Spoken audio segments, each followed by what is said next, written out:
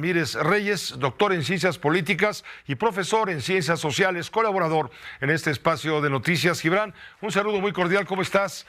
Gusto en saludarte, buenas tardes. Pues muy contento de estar con nuestra audiencia, como siempre. ¿Qué te parece el tema del presidente de la República?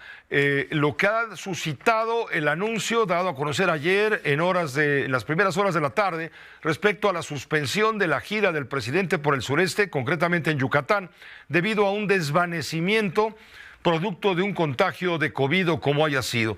Hubo muchos huecos donde hubo ausencia informativa y se generaron una gran cantidad de especulaciones, tomando en cuenta que la salud del presidente, pues es, salvo tu mejor opinión, un asunto de Estado.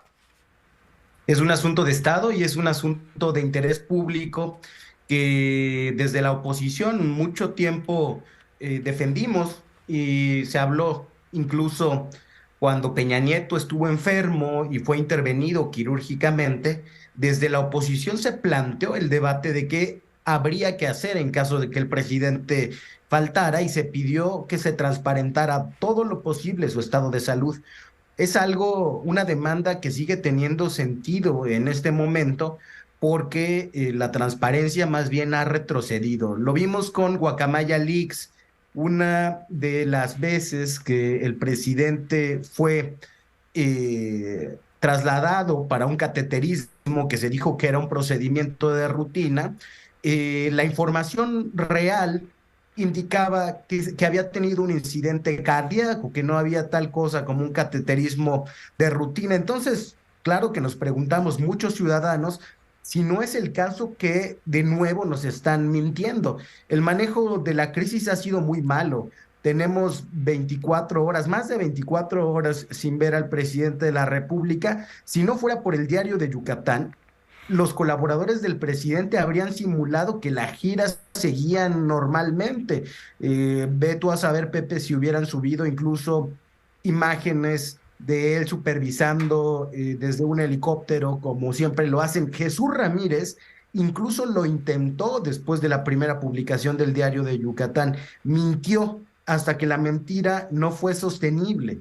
Ya es después de la segunda nota del Diario de Yucatán que se admite un traslado y se habla de COVID, aunque se niega que haya sido una emergencia y que haya habido desvanecimiento, como registró el reportero de ese medio de comunicación. Entonces tenemos el antecedente de que ya se había ocultado una vez un traslado de emergencia.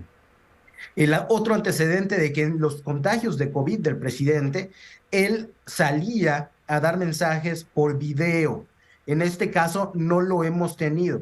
Y tenemos también ya la certeza por los documentos militares filtrados en Guacamaya de que la salud del presidente está muy afectada, no solamente en lo que tiene que ver con su corazón, sino con otras condiciones. Y este silencio de él que pretende ser suplido, o bueno, su palabra, que pretende ser suplida por sus colaboradores como Jesús Ramírez o Adán Augusto, la verdad es que solamente genera incertidumbre, todo lo contrario de lo que ellos quieren hacer. Y Si el dando manejo pie, de y la dando crisis. pie a un mayor número de especulaciones, incluso algunas exageradas. Recuerdo haber leído ayer a lo largo de la tarde, principio de la noche, incluso versiones donde se hablaba de que el presidente había muerto, lo cual es absolutamente falso, pero no vimos una reacción pronta, protocolaria, de acuerdo a un programa de emergencia para enfrentar justamente y evitar los vacíos, porque los vacíos en la información no existen, se llenan con rumores. Y eso es lo peligroso, ¿no crees?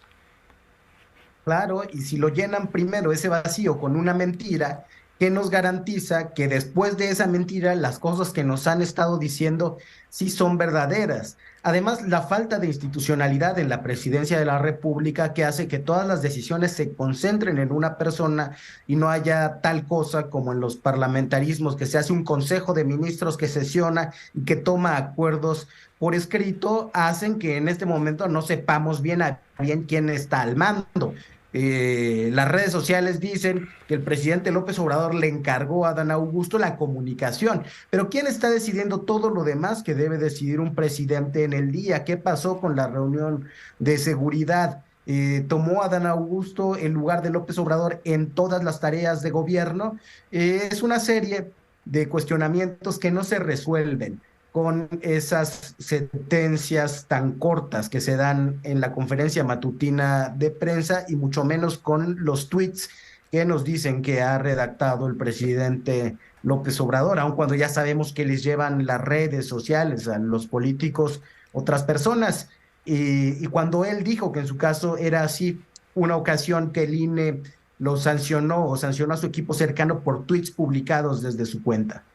Se desatan los demonios de la especulación, de los rumores y falta respuesta inmediata, pronta, expedita por quien tiene la responsabilidad de mantener a la sociedad bien informada para evitar justamente este tipo de tensiones, porque es la salud del jefe de Estado de México y no es cualquier cosa, no es que, vamos, nadie desea, por supuesto, el mal a nadie, pero sí necesitamos la información para evitar justamente que haya desviaciones en la información y efectos que pueden ser perniciosos desde todo punto de vista. ¿Por qué crees tú? Tú has conocido muy de cerca cómo opera la 4T en ese sentido. ¿Por qué crees tú que la reacción inmediata es tratar de ocultar las cosas, de minimizarlas, de desviar la atención y después se les cae todo el teatro?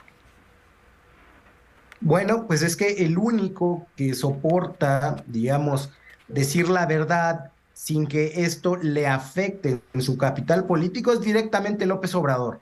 Él dijo primero que estaba muy sano, y después, tras las filtraciones, admitió su enfermedad. Eso lo pueden hacer muy pocos políticos, ese teflón que tiene con sus seguidores para transitar esas crisis comunicativas sin ver afectada su popularidad, es de él nada más.